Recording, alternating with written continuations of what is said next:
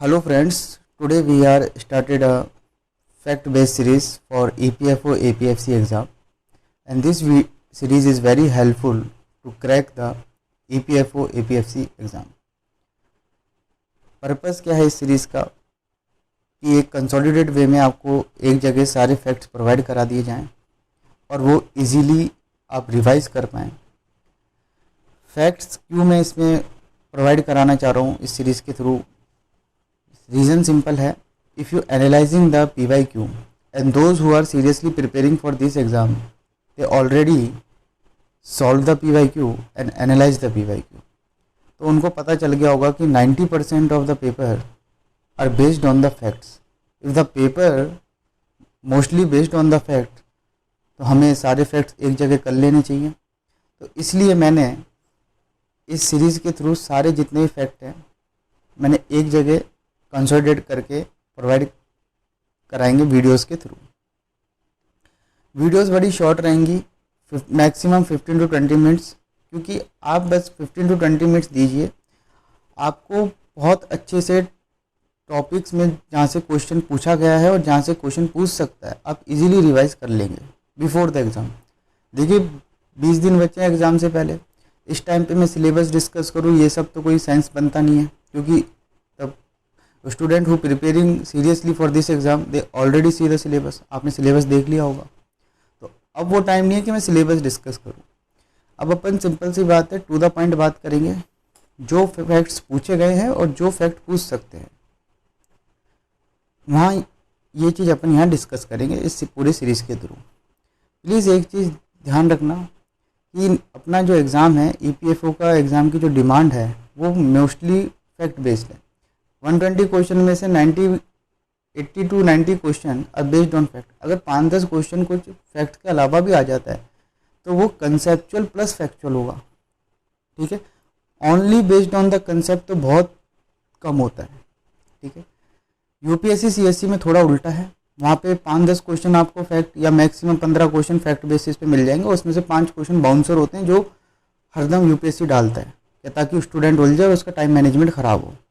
ठीक है, 80% क्वेश्चन वहाँ पे 75 to 80% क्वेश्चन वहाँ पे UPSC CSC में कंसेप्चुअल बेस होते हैं. अगर आपके पास पेरिफेरी नॉलेज है टॉपिक की, सब्जेक्ट की, तो आप कर पाएंगे. इसलिए मैं हरदम फोकस करता हूँ कि टॉपिक्स की डीप और ब्रॉड अंडरस्टैंडिंग रखिए अगर UPSC CSC को फर्स्ट चांस में क्लियर करना है.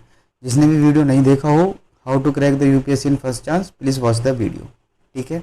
सेकेंड चीज़, इस कल जो वीडियो अपलोड हुआ था जितने भी इम्पोर्टेंट एक्ट्स हैं 1773 से 1935 वाला, वो भी देख लीजिएगा, क्योंकि वो उसमें मैंने सारे, थोड़ी लॉन्ग वीडियो है क्योंकि मैंने सारे एक्ट उसमें कवर करे हैं.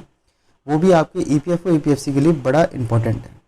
ओके, इसमें सीरीज़ स्टार्ट करने से पहले 2-3 चीज़ अपने माइंड में रखिएगा कि वीडियो शॉर्ट होंगी, सबसे पहली चीज़.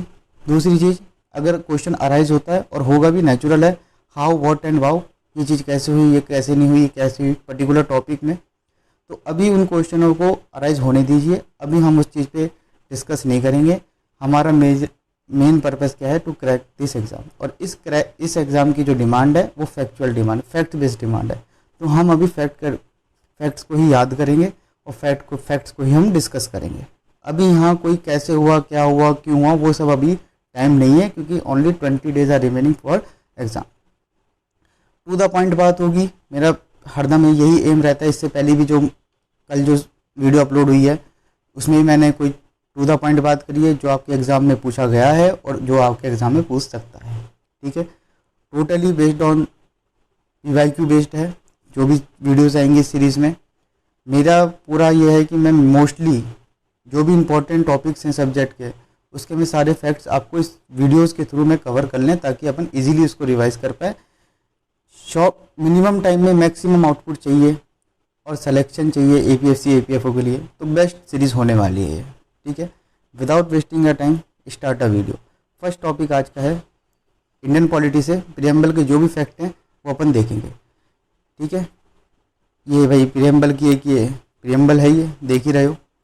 ठीक है, we the people of India having solemnly resolve so on, यही चीज़ अपन आज डिस्कस करेंगे जो यहाँ लिखी हुई है. ठीक है, now first thing is first, origin कैसे हुआ, through objective resolution. Objective resolution कौन लाया? Jawaharlal Nehru. Presented on 30 December 1946, adopted on 22 January 1947। Please याद रखना कि ऑब्जेक्टिव रिजोल्यूशन को कौन लाया? जवाहरलाल नेहरू। अब ऑब्जेक्टिव रिजोल्यूशन के क्या प्रोविज़न थे वो नहीं पूछेगा, बस इतना याद रखना कौन लाया, कब लाए ये याद रखना है, कब अडॉप्ट हुआ ये याद रखना है। इससे ज़्यादा कुछ भी याद नहीं रखना और इससे कम भी कुछ नहीं रखना।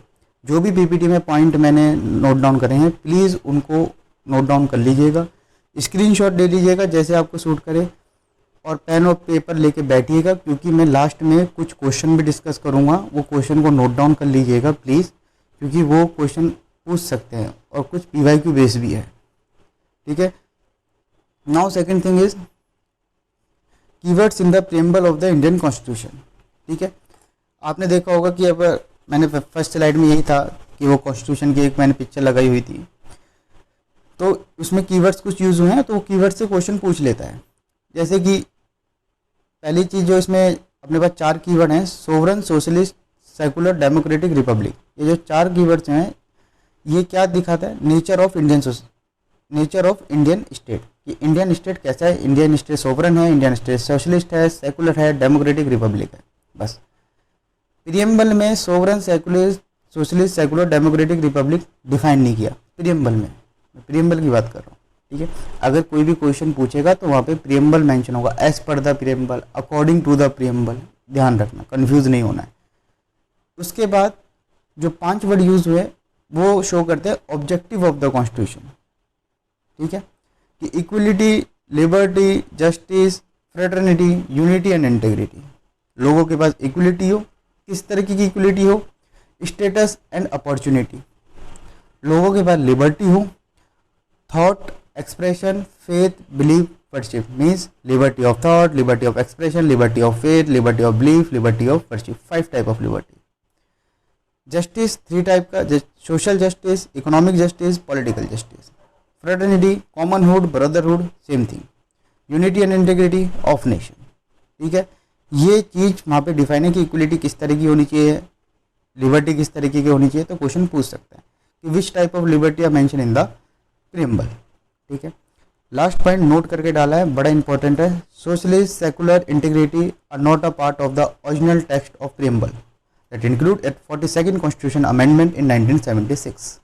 याद रखना कौन से अमेंडमेंट में आया? 42nd अमेंडमेंट में कौन कौन से वर्ड आए? Sovereign, socialist, integrity. यहाँ पे एक कैच याद रखना प्लीज़, एक पॉइंट इंपॉर्टेंट करना, वर्ड इंटीग्रिटी। इंटीग्रिटी वर्ड आया, यूनिटी नहीं हुआ, कंफ्यूजन नहीं होता है, वो यूनिटी भी डालेगा, इंटीग्रिटी भी डालेगा। इंटीग्रिटी वर्ड इंक्लूड हुआ है 42nd कॉन्स्टिट्यूशन अमेंडमेंट 1947। इससे पहले मैं एक चीज़ बता देता हूँ कि मेजरली प्रीएम्बल के 4 कंपोनेंट होता है। प्रीएम्बल 4 चीज़ बताता है। फर्स्ट चीज, source of authority of the constitution, means constitution drive it's authority from the people of India. इसका मतलब यह है, अगर आप कॉन्स्टिट्यूशन की पहली लाइन पढ़ोगे, we the people of India having solemnly resolve to constitute India into the sovereign, socialist, secular, democratic republic and to secure to all the citizen justice, liberty, equality, fraternity. ठीक है, तो इसमें we the people of India मतलब from where the constitution drive its power, from the people of India. ठीक है, कल को अगर ये क्वेश्चन आ जाए, the constitution of India drive its ultimate authority from, अगर उसमें ऑप्शन है supreme court, parliament of India, people of India, constitution assembly of India, तो आंसर होगा पीपल ऑफ इंडिया। ठीक है, क्वेश्चन अगर आप पूछ ले, constitution of India drive its ultimate authority from people of India. ठीक है, एक चीज एक्स्ट्रा बता रहा हूँ, main function of the constitution to restrict the power of the government. How to restrict the power of the government?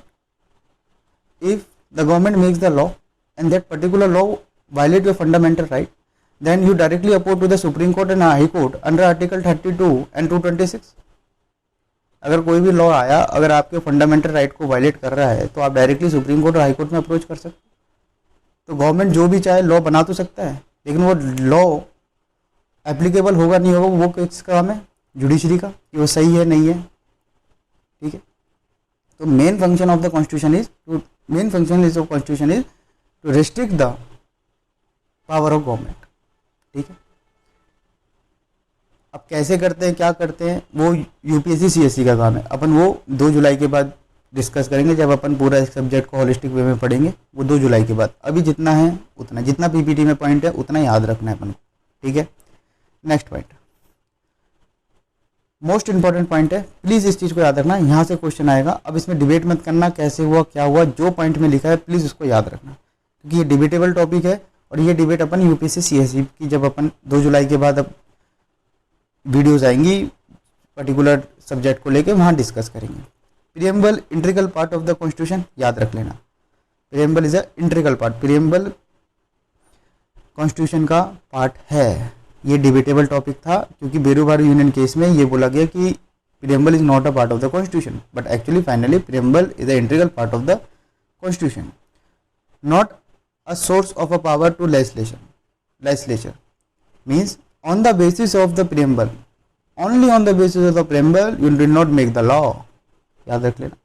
not a prohibition upon the power of the legislature, they cannot restrict the power of the legislature, ठीक है। Main purpose क्या है constitution का, to restrict the power of the government, लेकिन only preamble और not restrict the power of the legislature. ये point तीसरा भी इंपॉर्टेंट है।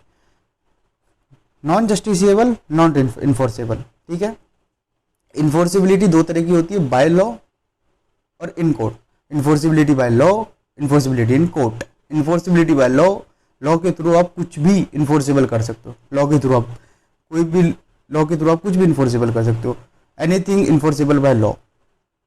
आपके पास एक डेमोक्रेटिक मैंडेट है, आपके पास एक लॉ बनाने की पावर है, तो आप लॉ के थ्रू कुछ भी इन्फोर्स कर सकते हो, ठीक है। लेकिन enforceability in court, everything is not enforceable in court, याद रखना। बस आप इतना याद रखें, वो कैसे होता है क्या होता है वो अपन 2 जुलाई यूपीएससी सीएससी की जब अपन बात करेंगे। अभी अपना मेन फोकस है ईपीएफओ एपीएफसी, इतना ही पूछेगा, इससे ज़्यादा नहीं पूछेगा। 5th point, it is amended under article 368 but no state ratification. Amend कर सकते हैं प्रीएम्बल को 368 के अंदर, लेकिन स्टेट रेटिफिकेशन नहीं लगेगा। अब कौन सी मेजोरिटी है, सिंपल है, इफेक्टिव है, एब्सोल्यूट है, स्पेशल मेजोरिटी 1 2 3 4 है, ये सब नहीं पूछेगा। यूपीएससी सीएससी वहाँ डिस्कस करेंगे, ठीक है। अमेंडेबल है। नॉन जस्टिसेबल है preamble, yes. They can not be prohibit the power of the legislature, yes. Not a source of the power of legislature, yes. Preamble is an integral part of the constitution, yes, ठीक है। ये 5 point बड़े important है, 5 debatable है, अभी इनको याद रख लो जो लिखा है बस, ठीक है। नाउ